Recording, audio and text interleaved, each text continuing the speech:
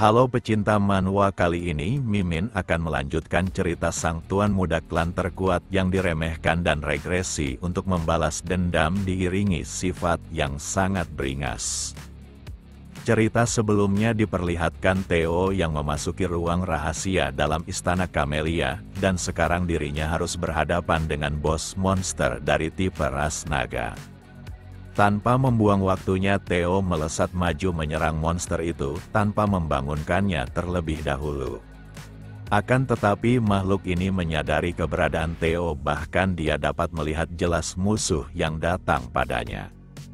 Hanya saja Theo telah memastikan kecepatannya hingga monster ini tak sempat untuk berkutik diiringi sebuah tusukan mata yang membuatnya merintih. Perlakuan ini memicu kemarahan makhluk ini dan sekarang ekornya telah tiba untuk meremukkan tubuh manusia yang mengganggunya. Tapi Theo bukanlah lawan yang mudah bagi makhluk tersebut, ditambah dengan kecepatan serta instingnya yang sudah meningkat pesat selama berada di dalam gua rahasia ini. Saat menghindar, Theo mengharapkan bahwa tusukannya setidaknya menembus otak monster itu, tapi nyatanya sangat mustahil. Hal ini menunjukkan jika monster dari ras naga memiliki tubuh yang sangat kuat untuk ditembus.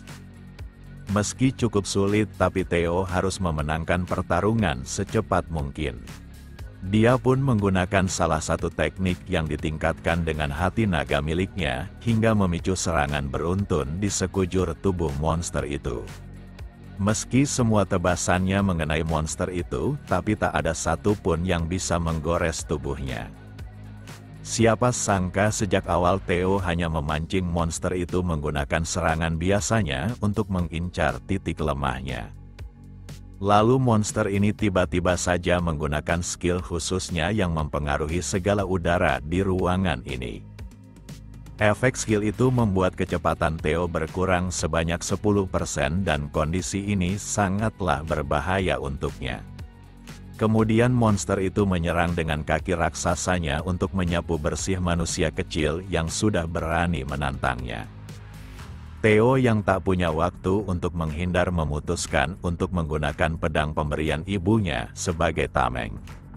Walau serangan itu tak mengenai langsung tubuh Theo, tapi dia dilemparkan dengan sangat kuat hingga menghancurkan dinding gua.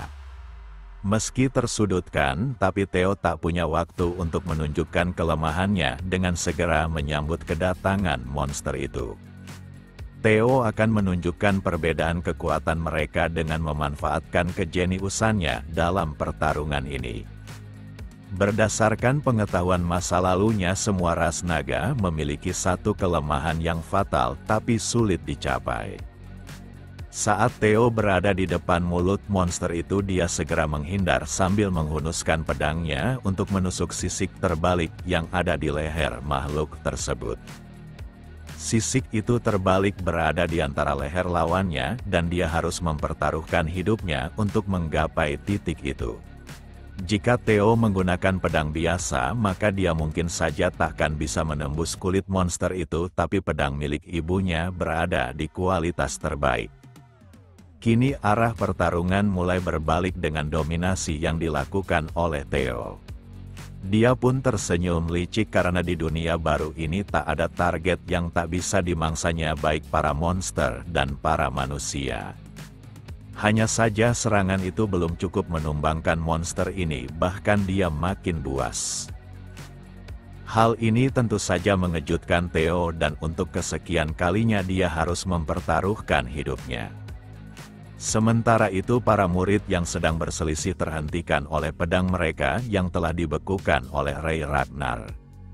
Holkus terlihat tidak senang karena orang yang akan melawan Theo terlebih dahulu adalah dirinya, tapi Ray tampak meremehkan kemampuannya. Sosok ini tak memungkiri kekalahannya 3 tahun silam, tapi kini dia sudah berkembang bahkan yakin dapat mengalahkan semua murid generasi terbaik di era ini. Akan tetapi Ray Ragnar malah mengabaikannya, bahkan menganggap Holkus tak lebih dari pecundang yang hanya bisa menggunakan ototnya. Ucapan itu membuat darah Holkus mendidih dan dia akan membalas kekalahannya di 3 tahun silam. Kedua pedang mereka pun akan segera bertabrakan satu sama lain. Para murid hanya bisa tercengang karena situasi ini bukanlah sesuatu yang dapat mereka campuri. Di saat yang sama Remington telah tiba untuk menghentikan pertarungan yang tak diperlukan ini. Dia merasa harus turun tangan karena Remington takkan membiarkan wilayah tuan mudanya hancur oleh pertarungan tak berguna. Akan tetapi kedatangannya malah membuat Holkus makin bersemangat, bahkan dia juga ingin melawannya. Beberapa saat kemudian, aura mengerikan memenuhi tempat pelatihan ini dengan intimidasi yang sangat menusuk. Semua itu disebabkan oleh nafsu membunuh yang telah dilepaskan hingga udara di sekitar mereka menjadi sesak. Remington yakin orang itu adalah tuan mudanya, tapi dia tak bisa mengerti latihan seperti apa yang sudah dilakukannya. Meski tekanan itu sangat mencekam, tapi Holkus bukanlah bocah penakut, bahkan dia sangat kegirangan. Theo benar-benar telah berubah menjadi sesuatu yang berbeda dari sebelumnya, seakan dia memiliki aura rasa naga yang dikalahkannya. Kembali beberapa waktu sebelumnya di mana Theo telah berhasil menumbangkan sang serigala hitam spesies ras naga. Dia cukup terkejut karena monster ini malah mengamuk saat leher sisik terbaliknya ditusuk. Untungnya monster ini terus mengamuk hingga tubuhnya kelelahan dan Theo hanya perlu mengakhiri hidupnya. Lalu sistem memberitahunya jika Theo telah mendapatkan cakar monster yang baru saja dikalahkannya. Cakar tersebut adalah material yang dapat digunakan untuk membuat senjata yang kuat. Hanya saja Theo merasa dia harus menggunakan material itu untuk memperbaiki pedang pemberian ibunya. Tak hanya itu, dia juga berhasil mendapatkan skill aura sang monster ras naga itu. Theo tak menyangka dirinya akan mendapatkan kesempatan memiliki skill yang sangat berguna. Aura itu akan memberikan rasa takut bagi siapapun yang lebih lemah darinya, bahkan mereka bisa pingsan. Baginya skill itu mungkin saja takkan banyak berguna untuk melawan para orang-orang dari klannya karena mereka semua memiliki kekuatan yang hebat. Akan tetapi lain ceritanya saat Theo berhadapan dengan orang di luar klan dan sekarang kemampuannya telah meningkat pesat. Saat keluar dari pintu Theo kembali mendapatkan hadiah karena telah menyelesaikan tantangan. Benda itu berupa kompas yang akan menuntunnya ke arah sarang makhluk tertentu. Meski saat ini Theo belum memahami kegunaannya, tapi dia yakin kompas ini akan berguna dalam tantangan selanjutnya. Tubuh Theo telah berada di ambang batas dan dia sulit menjaga keseimbangannya. Hanya saja situasinya tidak memungkinkannya untuk istirahat dengan seorang pelayan yang berlari melaporkan sesuatu padanya. Kini Theo mengetahui jika telah terjadi kericuhan di lapangan latihan yang mungkin saja memakan korban. Dia pun tiba sambil berjalan dengan aura intimidasi yang sangat menakjubkan. Theo meminta para pengganggu untuk pulang karena dia butuh istirahat. Para murid yang lemah tak dapat menahan intimidasi itu, seakan dia terkena haki di anime One Piece. Selain yang pingsan, terdapat juga murid yang sulit menjaga keseimbangannya. Hanya saja Holkus makin kegirangan dan tanpa basa-basi dirinya melesat maju untuk melihat seberapa kuat bocah yang diakui oleh Sang Lord. Dengan pedang besarnya maka Holkus akan menaklukkannya menggunakan satu serangannya. Akan tetapi Theo yang sudah kelelahan malah mengatasinya dengan mudah. Pemandangan ini sangat mengejutkan Remington dan Ray Ragnar. Holkus yang dipukul mundur tak percaya jika serangan ditepis semudah itu.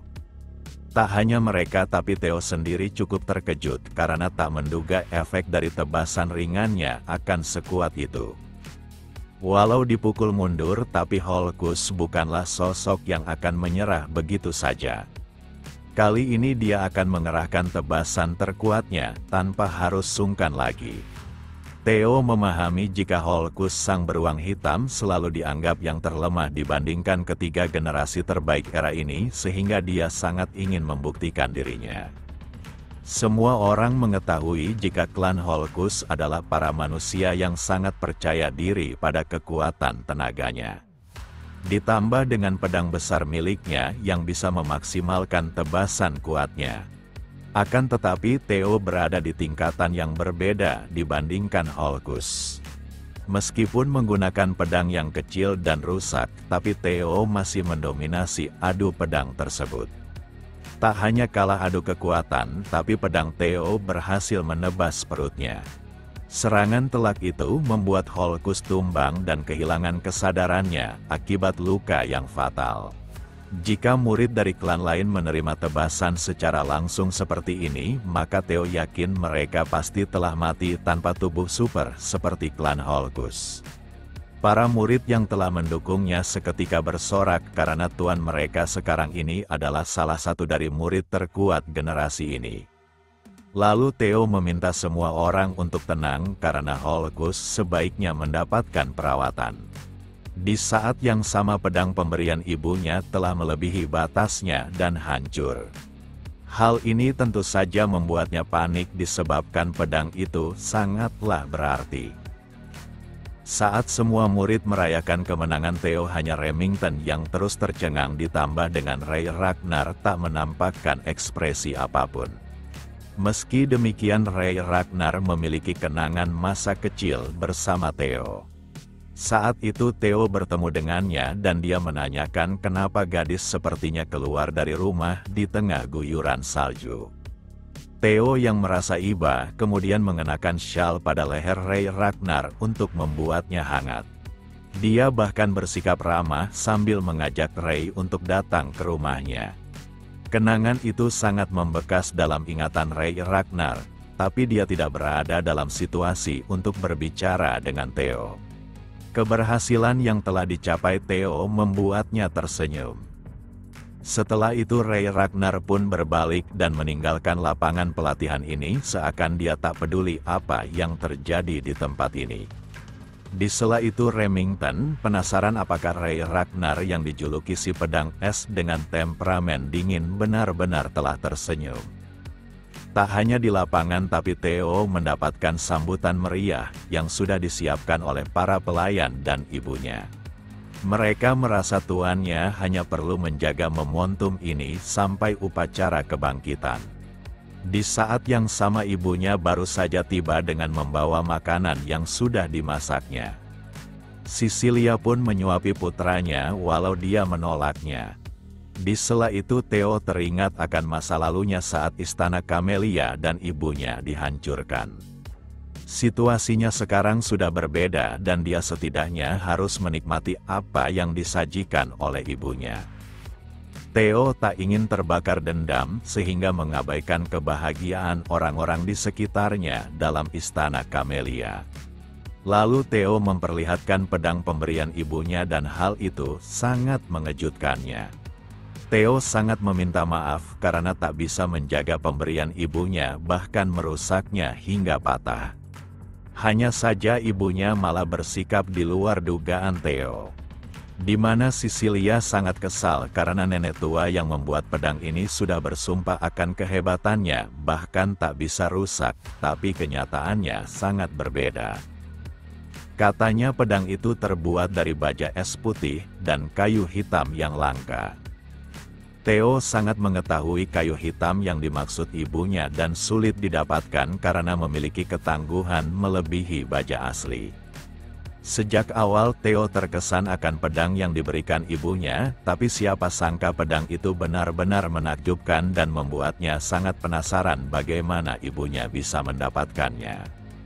Cecilia yang terbakar amarah akan datang menemui nenek tua itu dan mengganti pedang yang rusak tersebut. Sebagai seorang ibu dia takkan membiarkan putranya datang di hari upacara kebangkitan yang akan diadakan seminggu lagi dengan pedang buruk. Dikarenakan waktunya sangat mepet maka Cecilia meminta putranya untuk segera ke sana. Dia yakin jika putranya pasti terkejut saat tiba di pandai besi terbaik wilayah ini. Bengkel ini merupakan salah satu dari 3 bengkel senjata terbaik dan besar. Namun yang paling menonjol dari bengkel senjata itu adalah masternya dengan kemampuan menakjubkan.